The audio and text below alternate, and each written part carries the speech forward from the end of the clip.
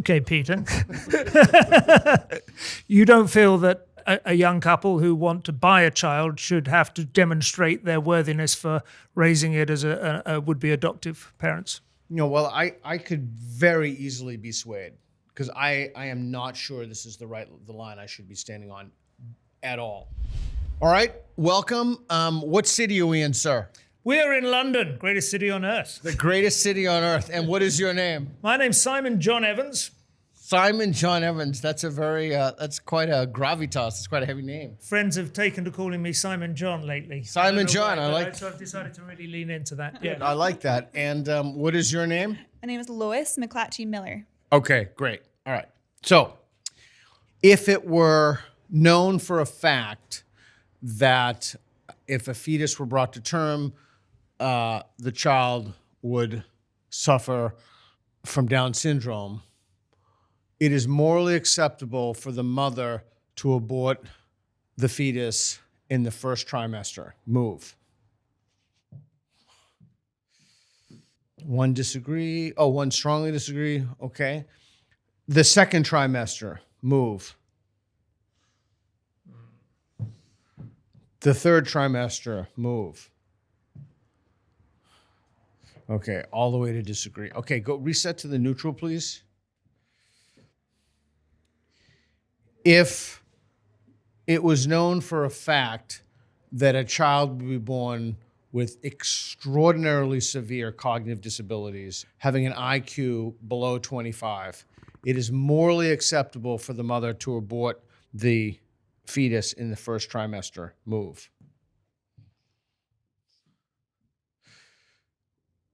One strongly agree. Okay, you know what to do.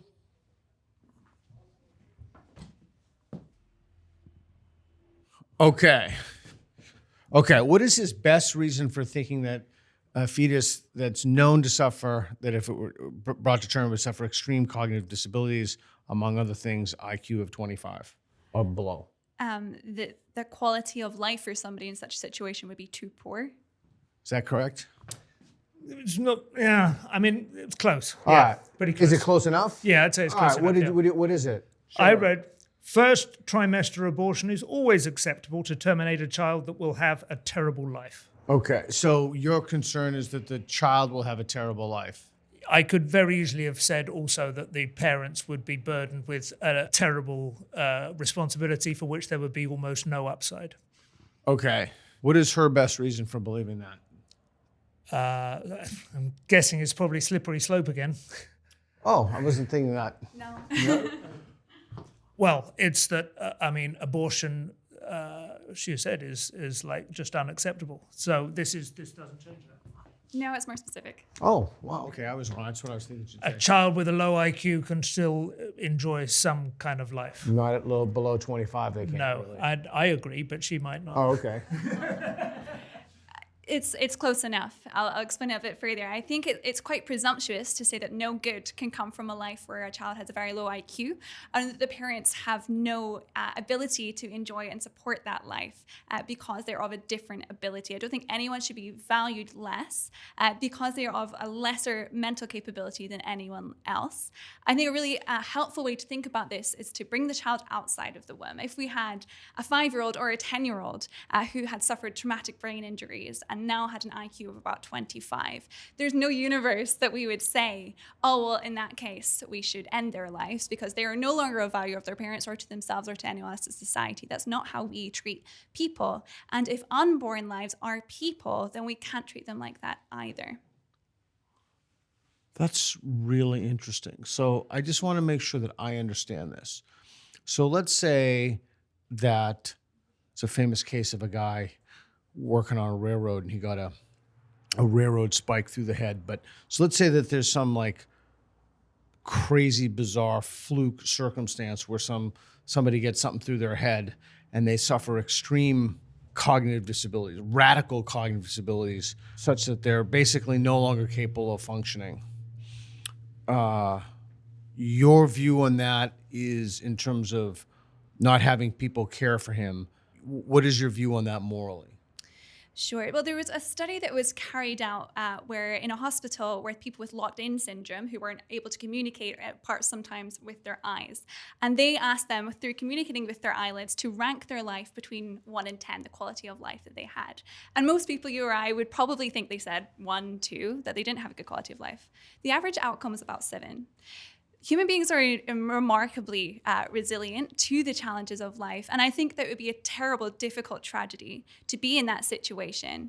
But I think that with the right support and with the right help, we can come to a solution which actually values and promotes that life. And I think we also have to make a distinction. There's between letting die. If someone is on their road to death and we are putting in intervention after intervention to stop them, I don't think we have to do that. But if it's a case of do we deliberately make a choice to end their lives because we don't deem them valuable enough, I think it's a very difficult, awful situation to be in, and I don't think that's the right conclusion. Okay, put those down, please, and then go on the neutral line again. Maybe this is going to be a very American question, but except by fiat that what I'm going to say is true.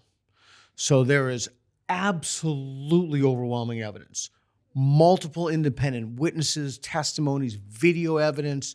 There is unequivocal evidence that a man here in London, say, mass murdered 50 people in ghastly, grisly, grotesque ways. The state should have a right to put that man to death. Move.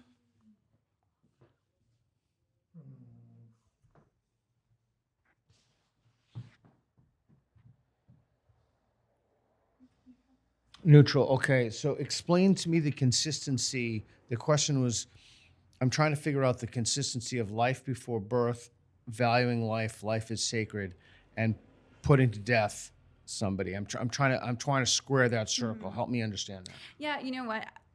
In that case, I'm thinking it through, and I think I am moving towards disagree. I just had to think through that process myself as well. That's fair enough.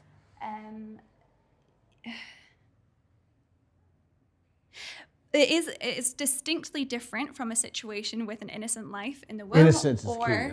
Later on, if we're talking about someone who's who's in a terrible car accident or whatever, when we think about ending their lives, yeah, that's the difference. I had to really work that out in my head. But the difference is innocence versus guilt. And I'm not settled myself, I have to say, which is why I stood on neutral, about the validity of then using the death penalty. So that's why I'm not committed as to if that's the right solution. But I think it's a very different moral question if you can take someone's life who has done no wrong, no crime, or punish someone for these horrendous crimes. Okay, tell me why you agree, and then if you can, is it possible for you to relate that to your position on abortion or no? Well, the reason I agree has a lot to do with the way that you phrased the question, and it wouldn't apply in the real world. I am ambivalent about the death penalty in the real world, but a major stumbling block towards it is the extent to which you can never be absolutely sure. Or certainly if you put it on the statute, it's impossible to elevate the onus on the state to demonstrate guilt. You know, we're already innocent until proven guilty, and yet innocent people have been sent to, the gallows. So it wouldn't be what would influence my if I were an MP and asked to have a free vote on bringing back hanging, this wouldn't be the scenario that I'd be thinking about. But ultimately, I don't regard human life as sacred. I think everything is contingent, and if you were able to simply eliminate this monstrous atrocity, this completely worthless human mistake from the planet, and I think it would probably provide a degree of closure that knowing that he was rotting in a jail cell for the next 30 years wouldn't do to everybody who'd been involved. I mean, you can see scenarios in which it would, it would have been preferable from the murderer's point of view as well. If you bought into the notion of sacred, would that change your beliefs about things? That's a really good question, because it's been a long time since if I ever thought, in my adult life that human life was sacred. Or anything for that matter. But I have a feeling that actually, a lot of societies where life is sacred tend to then be more punitive towards those who take it without having the monopoly of violence.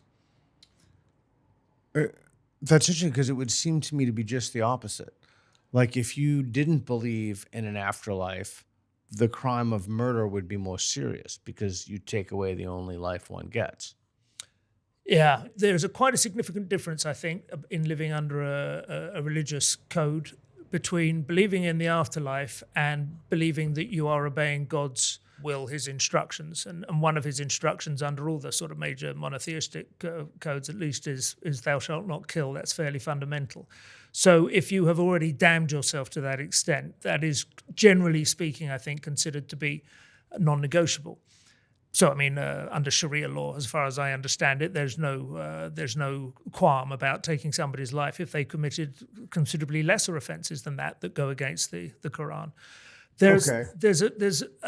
It's never considered to be any kind of mitigating consideration that the person killed by you, the person's murdered, are now going to be enjoying. In fact, there's a lot of evidence to suggest that people think, well, if you murdered them and they didn't get to, have a priest visit them for the last rites, you may even have condemned them to purgatory as well.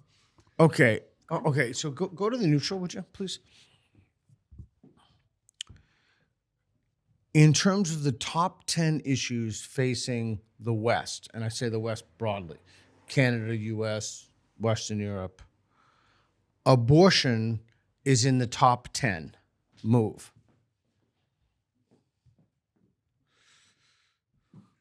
One agree, one disagree. Abortion is in the top 25. Move. Top 25. Strongly agree versus neutral. In terms of the top issues facing the West today, abortion is in the top 3. Move. Strongly disagree.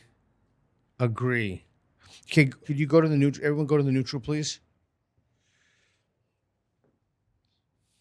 I can push a button and solve one of two problems. One, the abortion laws will reflect whatever I want them to reflect.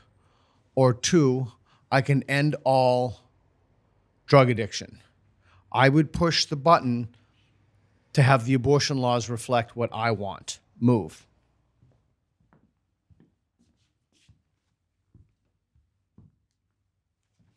Slightly disagree. Okay, go back to neutral, please. Can we do an explainer on that one? Yeah, you want to explain that? Well, because you phrased it as change the law on abortion only, and I don't only want to change the law, I want to change the culture. I want to make it so that both lives of woman and child are supported, and do a lot more to make abortion not only go away, but make it unnecessary and unwanted. But the choice you gave us was only change the law or to make everybody not addicted to drugs. So, okay. You see? Yeah. Okay. I have a strong feeling about abortion. Move.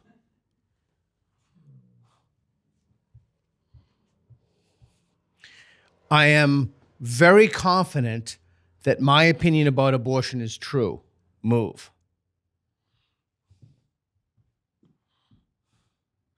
I'd be willing to change my mind about the morality of abortion. Move. If given the right evidence, I would be willing to change my mind about the morality of abortion. So you're on agree and you're on strongly agree. I'm curious why you're only on agree. Wouldn't that apply to literally anything? Well, my view about abortion, which hopefully is kind of like floated up from everything I've said so far, is that I think I live under a system, a state in the UK, which has it about right, which is to say there's a bit of a fudge. We don't think about it too much. We don't get too angry about it. And actually that kind of suits society pretty well. I think it's become a ridiculous wedge issue in America. That obviously suits a lot of people who are activists on both sides and like to anger up the blood. And I think it's a terrible mistake because actually abortion is 99 times out of 100 a little private tragedy, which is best kind of allowed to just come and go and pass away. Okay, but what I don't understand is, like, if I said to you, I don't know, like horse racing, I'd be willing to change my mind about whether or not horses should be given a certain drug if shown sufficient evidence. You would move on that, right? Well, okay, I suppose if you want to define sufficient by sufficient is to your standards, sufficient in order to make me strongly agree, then yes. But my point is really, in the real world, all the evidence that I've ever seen has always pointed in the direction of I am right to not take a particularly strong view on this and to leave it up to people who are involved and to not allow it to become a wedge issue. So in a sense, the very fact that you're presenting me with the idea that strong evidence might allow me to think I've been wrong would be smothered and suffocated by the fact that I'm already saying I don't have a strong view and that is the right view to have. Okay, got it. Okay. Yeah, well, I can totally appreciate why some people, I understand why some people feel that they don't need to have a view, but I do, because 1 in 3 women in the UK have abortions, and I'm 28. So do you know how many of my friends have had abortions?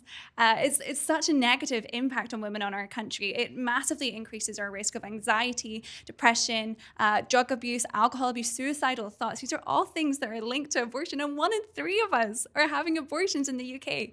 It's Is that causal? 200,000. Is that causal? There's studies now by a pro-choice scholar, David Ferguson, has linked these phenomenons together. I'm sorry. I just want to make sure I understand. So the once women get have an abortion, they have a kind of a suite of negative psychological and effects. Increased risk of, and I just want to make sure I'm completely understand. So like they're at increased risk for what? For anxiety, suicidal thoughts, drug abuse, and a manner of different negative impacts, but more so than anything else. No little girl grows up wanting to have an abortion. Okay. It's never an ideal. Okay, so I just want to make sure I understand. So women who get an abortion have increased anxiety. We know this is demonstrated. What's the control group for that? Is the control group women who didn't want to have a child, who had a child? If those phenomena also manifest, then would that change your stance? So we'd have to go back and look into that study to get the control group and all that data. But one study that I can reference that might be helpful in this scenario is something called the Turnaway study, and that looks at women who have been refused abortions to see their outcomes. And so, that's interesting. Yeah, absolutely. Yeah. And what we do is, as they follow that group of women over time, they do find that as the child approaches different birthdays, 1st birthday, 5th birthday, almost all women by the end, 95 something, a very, very high statistic, are glad that they never aborted their child. So we know that there is positive outcomes there. If women are given the right support, if we think of both lives, both supporting woman and baby and hopefully father too, then we can have a much better outcome and solution. Any final thoughts about abortion?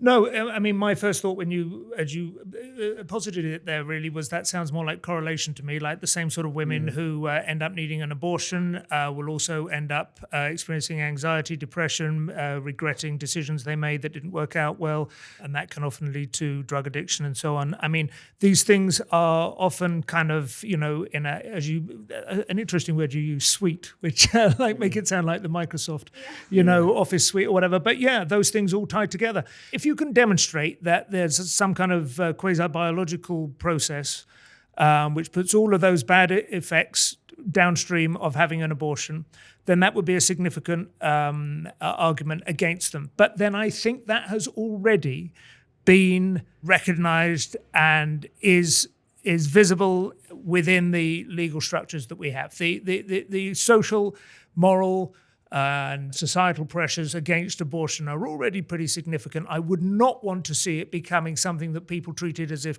just like another over-the-counter, non-prescription option. I'm not arguing for abortion to become like damn it, I need to get an abortion this morning, kind of just another tick on the, but I think there is already enough pressure, as Lois said, no young girl dreams of having an abortion. When I see videos, which you do occasionally see shared on social media, in which some left-wing female activists and so on actively celebrate their abortions and have little dances and this kind of stuff, I find that horrific. But I don't want to see that kind of argument even enter UK politics, let alone that kind of mindset. Just as an aside, when I was in New York City in, the 90s, the late 90s, I saw a woman who had those like little paperweights where you like put stuff in the paperweights. So she had a fetus in the paperweight, and she had a shirt that said, "This is my aborted baby." Now, I don't know if it actually was that. It certainly looked like it when I saw it, but a hell of a remake of Jurassic Park. I was like, wait, what? All right, cool. All right, so we're going to talk about surrogacy now. Okay. Something that's been fascinating to me recently. So you want to start with the definition of surrogacy? Sure. Surrogacy is As neutral as possible. okay. Surrogacy is when a third-party woman is contracted to carry a baby with the understanding, either with the transfer of funds or not, that that baby will be handed over to the initial couple upon birth. Does that sound about right? Yeah, that's my understanding of it broadly. Not that I have done nearly as much thinking about it as I have the previous issue, or as Lois has, I suspect. So I'm going to do some rapid rounds. I have a strong feeling about surrogacy. Move. Disagree, strongly agree. Everybody who wants a child deserves a child. Move. Slightly disagree, disagree. It is okay to pay for a baby if you're going to be a loving parent. Move.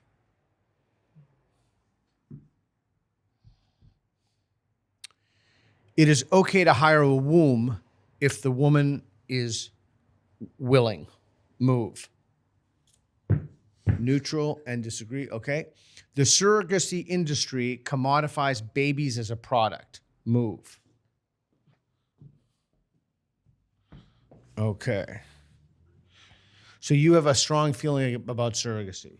I do. I think about this from the aspect of the two most vulnerable parties involved. One of those being the woman who is contracted for hire, but mostly the child who at the end of the day bears the impact of the consequences. I believe that the surrogacy industry preys on well-intended and natural instincts of people to want to be parents, to desire a child, but manipulates that in order that essentially money is almost always changed hands for the receipt of a child, which in any other circumstance is considered immensely dangerous and wrong. And Not adoption, though. well, that's not for exchange for money. And I think adoption is very different because in adoption, a tragedy has happened. A child has been left without parents for some awful, awful circumstance. And parents are able to say, look, I see that trauma that has happened, and I will be there to support, to help heal this awful thing that's happened and to raise this child. And that's very commendable. With surrogacy, the parents actually negotiate and intend to cause this trauma to happen in the first place by removing the child from the mother that it knows, and if using donor and gametes, then to remove them from the biological parents that they would have otherwise known. And they conspire to cause that tragedy and then to heal it themselves. So there's a real difference there in terms of the intent. If I gave you this microphone right now and I played this game, would you be willing to do what I do? You want me to? You're actually asking me to do that? Yeah. Yeah. Okay. All right. All right. So why don't you ask some questions, and I'd like to have a conversation about this because I'm still working this out myself, and I'd like to see if I can clarify my thoughts on this. Okay. You want to come to the neutral? Any couple that wish to use surrogacy in order to get themselves a child should be subject to the same investigations prior to that arrangement that you would if they were trying to adopt. Agree or disagree?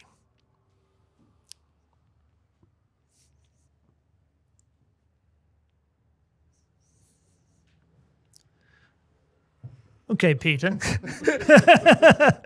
You don't feel that a young couple who want to buy a child should have to demonstrate their worthiness for raising it as a would-be adoptive parents? Well, I could very easily be swayed because I am not sure this is the line I should be standing on at all. So I've adopted a child when she was 2.5 from China. And so we had to go through an incredibly, a crazy rigorous years process for that. And it would have been significantly longer if she were not disabled, significantly longer. I think that that's fundamentally different from two people just, for example, having sex to have a child, right? Or not even having sex to have a child, just having sex and then one of the people conceiving. The difference is that the child is already born in this circumstance. So you want to make sure that the parents are not like creepers. And you strongly disagree. Sure. I think that if we look at what has happened in many surrogacy cases that have come in the last 10 years, if there's a person, an adult in the home, particularly a male who is not biologically related to the child, they are statistically the most likely to be abusive to that child. The mother's boyfriend, if you Google it, don't Google mother's boyfriend, but if you did, it would be, Right. that would come up with the most statistically abusive person in a child's life. If you're going to go into a situation where you know that there's already that underlying factor, you have to be so sure that these parents are in it for the right reasons. There's also been cases where parents have kind of looked to manipulate the technology to an extent or put across a larger sum of money in order to get what they would consider the perfect child. And there's been cases where children have been abandoned in Ukraine, in Thailand, because they have been born and they've had Down syndrome or had some other imperfection or even being the wrong gender. And because the parents have paid so much money, they were empowered to say, well, this isn't the product that I ordered. I want a different one, or we want to start the process again. I want to ask her a question. You want to what? Yeah, I want to ask her. So I am familiar with the studies you cited, or at least vaguely, but none of them specifically discuss surrogacy. So it's not clear to me that that would be operative in the case of it. Could be, but unless you have a specific data point for surrogacy, I don't think that would be sufficient to persuade me. But if you did, then I would be willing to recalibrate my... Well, I wasn't actually talking about studies, but individual cases, and they all relate to surrogacy. So baby Gami was in Thailand. She had Down syndrome, and she was rejected by her Australian parents on that basis. There's, especially during the COVID pandemic, there was many babies who were left in Ukraine, which is the hub of surrogacy, and they were left in the surrogacy hub. So these are about surrogacy situations, and that is quite often a factor of what happens. But that the fathers are abusive is a different claim, though, right? That's a different claim, and it's not about fathers. And that's the key. So it's about adults in the home who are not biologically related or genetically related to the child, especially if that adult is a male, is the most statistically likely to be abusive. So if we are in a surrogacy situation where a donor sperm has been used, which is a lot of surrogacy cases, then you will inevitably be in that situation where there are males who are not genetically related to their child. Okay, if it can be demonstrated that on average, children secured through surrogacy experience better life outcomes on average than those who are simply the outcome of parents having their children through the traditional biological means, that would change my enthusiasm for the project. Go. Okay, so it sounds, Peter, as if that's the sort of evidence that you're looking for. If it could be, well, that would be one very significant data point. Yeah, I don't know how on earth, but I just accepted the question wholesale. So accepting that that's true, that would absolutely. And keep in mind, you haven't asked me what my general position about surrogacy is, but that would be a data point that would certainly push me in one direction. And it has pushed you in a bit of a direction. Sure, it would if it were proven to be the case, but I also know that that's not the case that we have from the evidence so far, that children are ultimately, the most ideal situation is for a child to be raised by their biological mother and biological father. And when that can't happen, it's a tragedy that we can heal, but it's always the ideal, and we should aim for that.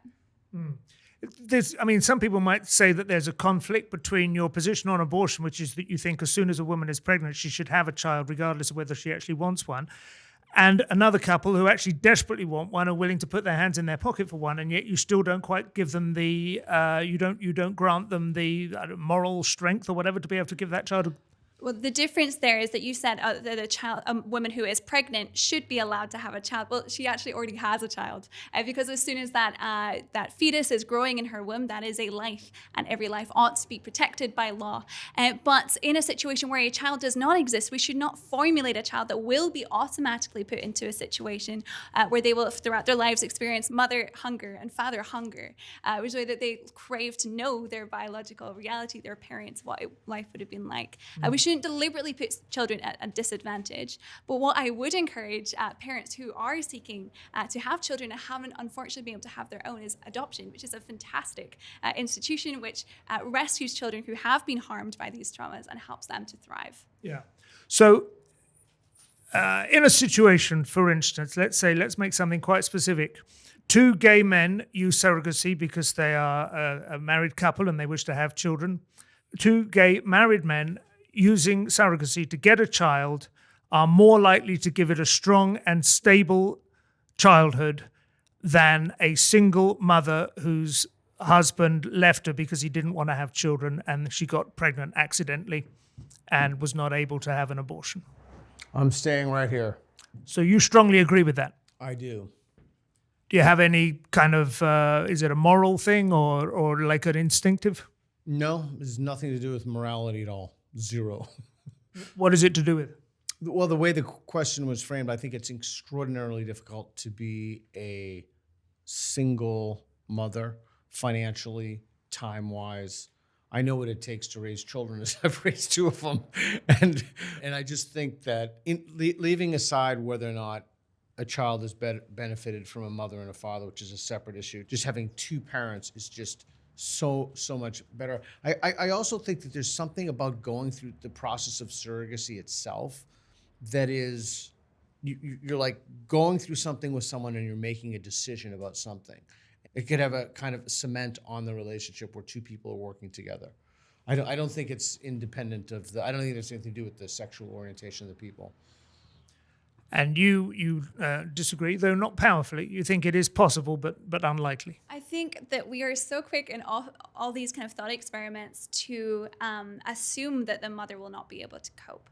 And that's something that happens across, debates about abortion, debates about parenting. But we're saying she's less able to cope than two gay men who have made a conscious decision to have a child. Not that she can't cope in an absolute sense. I think it's good to approach whenever we're discussing situations with children to think about it through their lens as well and the lens of their rights and what's going to be enabling them to flourish. And if a child is born to a woman and they know that mother that they've been gestated in for 9 months, they know her voice, they know her smell, they know what it's like to have a mum.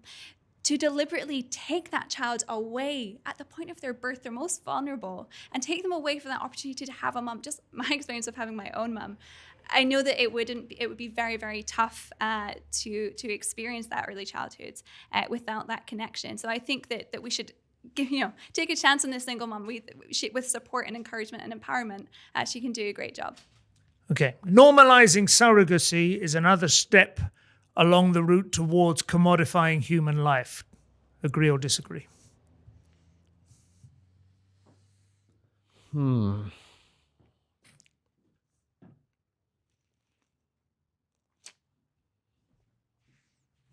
Okay, Peter, you slightly disagree with that. I don't really have strong feelings about this either way, so I could be moved. I'm not confident that the lines I've been on are the right lines. I'm not sure the commodification of life, as weird as this is going to sound, is necessarily a bad thing. I think there could be contexts in which is a good thing. I think fundamentally, undergirding the whole conversation is I'm trying to figure out what the moral issue is, and I'm not getting it. And it could be that I'm not getting it because I don't believe in the idea of the sacred. Like if I believe in the idea of the sacred, maybe certain things would be entailed by that. But I'm still trying to figure out why so many people are upset about this. And I can't. And maybe it's commodification is one of those things. Could be, I don't know. Can you define commodification for me? Turning into economic units rather than those which have other dimensions. Right.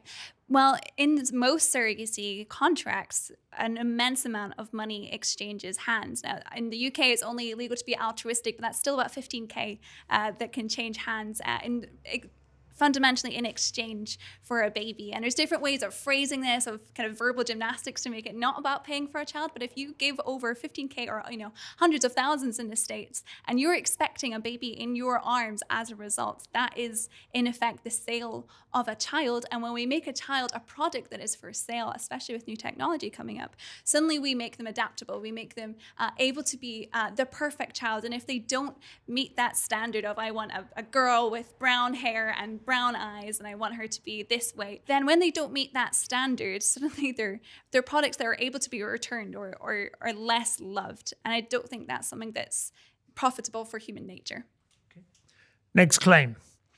The practice of surrogacy, making babies available to any two people that have married and have enough money to afford it, would have struck every previous generation born before 1900 as absolutely horrific, monstrous, and the stuff of science fiction nightmares. And this matters.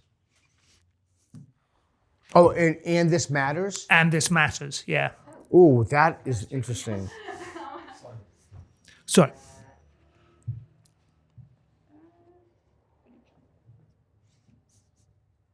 I don't think it matters. So To me, you whether agree it that matters to it them. would, yeah. You agree that every previous generation, or like let's say our grandparents' generation, would have thought that this was extraordinary, but you don't care. Yeah, I don't. I mean, I don't think you can judge the morality of an action based upon the attitudinal dispositions of the people who lived in the time. Not just any one time, though. I think every previous. I mean, I may be wrong. No, because you could do it with slavery, right? So Yeah. slavery. Would, Yep. So yeah. Yeah. No, I was also thinking of slavery. I don't think it matters. I don't think that's how we judge morality, is by the standards of any one point in history or any one location of history. But sorry to interrupt. That is kind of what we're doing. We're judging them by this one point in history because all of previous history would have regarded surrogacy as like it would have made their head spin. That's not why I think it's wrong. I don't think it's wrong because other people think it's wrong. I think it's wrong because it forces the child to do something hard for the parents. It doesn't force the parents to be making sacrifices for the child. And in any situation where we're taking children's welfare into account, they should be our number one priority. Okay. Now the claim: plummeting fertility rates generally in the West are a factor that should be taken into consideration when deciding whether or not surrogacy is okay. Okay. You disagree. I disagree. Now, I am actually very concerned about plummeting birth rates. I think we are definitely facing a population crisis, and that has, not only impacts on our economy, but also our social well-being. If we're not living together as families anymore, we don't have relationships. We're really struggling as a society, as evidenced by the mental health epidemic. So that is a concrete problem. But I think the solutions to that problem are not artificially generating life just for the sake of numbers, but actually looking at the societal issues that have led us to this place where we're not having marriages as much as we used to. We're not having as many babies. We don't feel that we can afford them. We don't feel that we're equipped or empowered to have them. Why is that? Let's tackle those issues and empower people to be thriving as parents rather than just fixing a sticking plaster over the issue. And Peter, you also disagree. I disagree, but I disagree with the reasoning. I think we have far too many people. I'm a huge fan of plummeting fertility rates. I think we have like billions of people more than we should have on the planet. Okay, that feels like an extraordinarily interesting conversation, but I feel like I don't have the right to start asking. You can reset the conversation if you hear a claim that you like. This is your round. You can do whatever you want. But you want to stick with surrogacy? No, you can. You are doing this. Back to neutral then. Let's talk about depopulation. Okay, the new claim is the world would be better off with fewer people.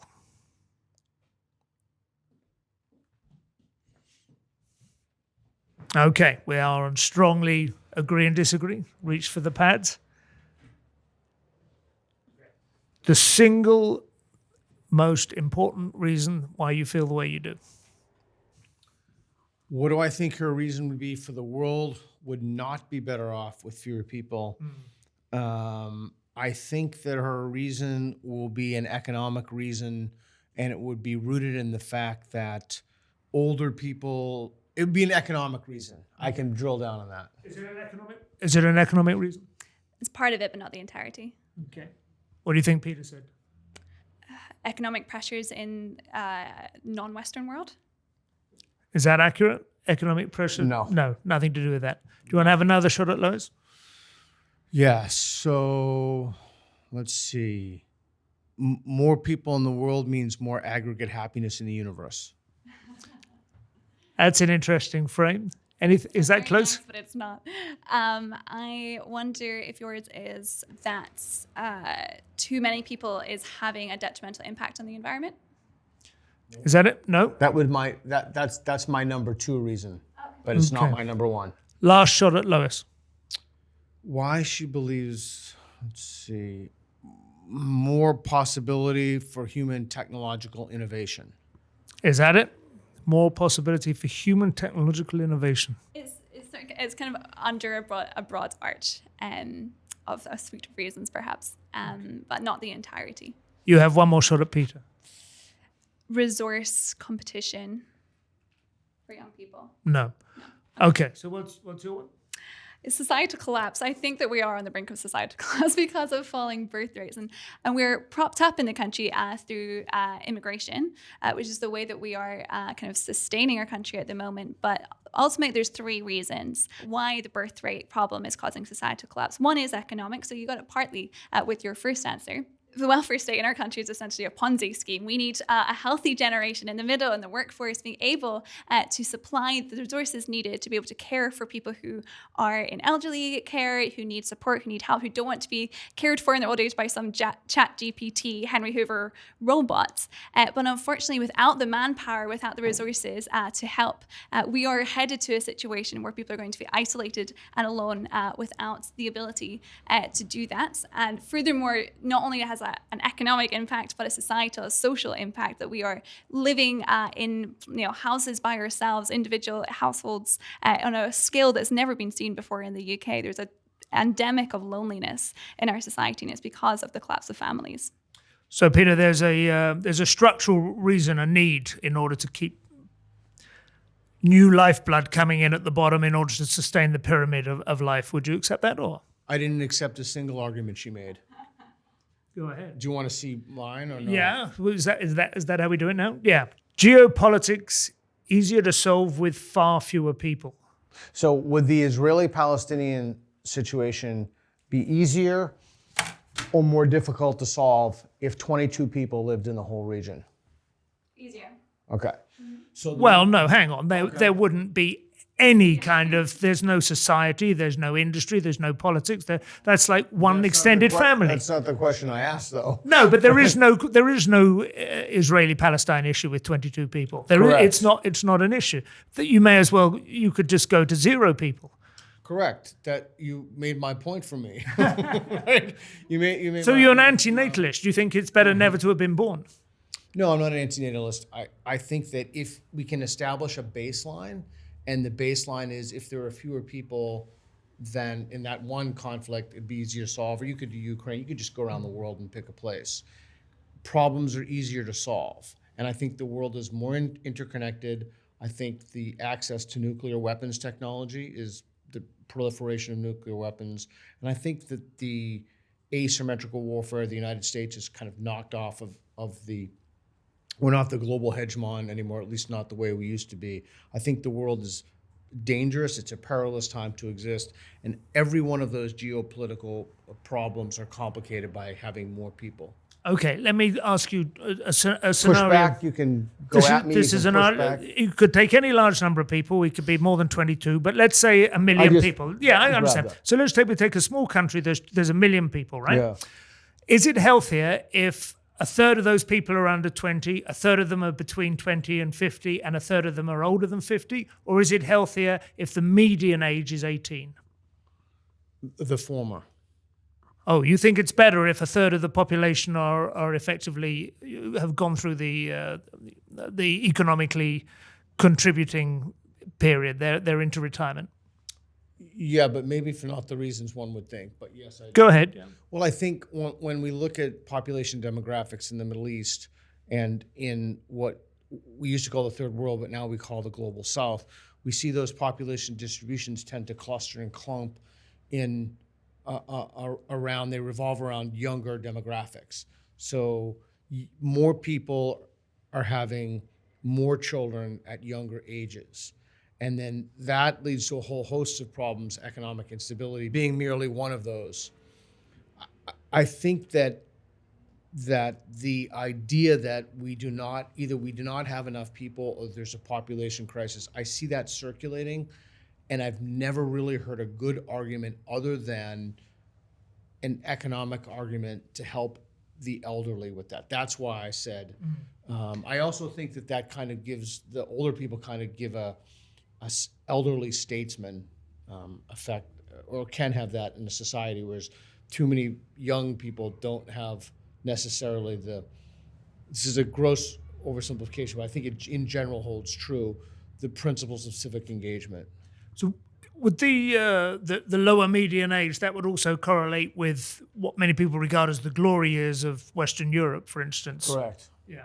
Correct. And that scenario where there was enormous advances in technology and culture, that doesn't argue against. No, I think that only holds at certain levels of technology. It doesn't hold in an AI landscape. It doesn't hold with the promise of new computer technologies. I don't think adding a number of people of mediocre intellect or even high intellect increases the likelihood of technological innovation. I think that those are separate logical categories. Okay, new claim. I would be happy to see and to embrace 30 years of severe economic hardship in order to reduce the human population to a more manageable level. Okay, so you disagree. So are you saying you don't think that's a necessary part of it, or you are recognizing that your desire for it is just a pipe dream? I don't think that's a necessary part. Now, if you had said moderate economic hardship, I might be on another line. But it was severe economic hardship. I took that also to mean starvation, and I took that also to mean, I don't think that the current level of, to what your second guess was, I don't think that the current level of resource consumption is sustainable by any stretch of the imagination. I think we are in for, I mean, just look at one thing like lithium. I think we are in for a very, very rude awakening. But lithium only became significant about 10 years ago. There's no reason to think that new technology won't emerge that makes lithium redundant in another 10 years. In fact, it already has. There's the new battery designs from AI use less lithium, but the idea is that there's nothing particular about lithium or special about lithium. It's that the tax on our resources, we're using an increasing number. With each person, we just use more resources. One cotton t-shirt, for example, takes 100 gallons of water. So we're just using more and more resources. And so the other thing for the Israeli-Palestinian situation is there's a terrible water crisis there. And you can look at Las Vegas, cities in the West have water crises. California has a water crisis. Just that's caused by increased population. So when you say economic hardship, I think factored into the idea that the population is, in my view, incredibly high right now. Embedded within that, there'll have to be either some reckoning or something else, like Elon Musk wants to go to Mars, or we want to capture an asteroid or something. Like there has to be, barring a Hail Mary, there will be a price to be paid for this unbridled population. Yeah, well, I have some fairly good news for you, because actually demographers predict that by 2062 our global population is going to be falling anyway. So it's not a situation that we sort of have to fix, and actually it's quite the opposite way around. Let's recap on a couple of the things that have come out. So, I mean, in terms of geopolitics, I know that you weren't saying this at all, but Hamas agree about decreasing the population of Israel would be a solution, and it's a terrible, terrible claim to make for them or for anyone who thinks that reducing life is a situation or a plausible defense for decreasing populations. I think what we need to do is figure out solutions that work with the people that we have, in the knowledge that when new life comes in, when new generations come up and they are well educated, we are able to innovate and find new solutions through that. Actually, it's the best defense against all these issues about lithium or about resource competition, is to find ways to combat them with technology, with the new population coming up. Okay, Peter, I'm going to hand it back to you to wrap up. This is your show. There you go. Okay. Well, thank you. Thank you thank you guys for coming down and playing today. I appreciate it. I have one final comment. The thing I never hear in surrogacy that would be willing to change my mind about it, and I've been reading about this recently, I've never heard this one time, is that if a couple wants a child independent of their sexual orientation or what have you, taking a child out of an orphanage is better than surrogacy. I've simply never heard that argument. That would be sufficient to change my mind. Like, if I heard the people who are against surrogacy advocating that, then I would think that their position was less ideological. I when we talked about it when I was on the Strongly Agree over there, I remember speaking about why adoption is better, a better option. And I think that's absolutely valid. I think that we should make adoption more accessible and promote it more in society. Absolutely. Yeah, I agree. All right. Thank you. Thanks, everybody. Thank you. Appreciate it. Thanks.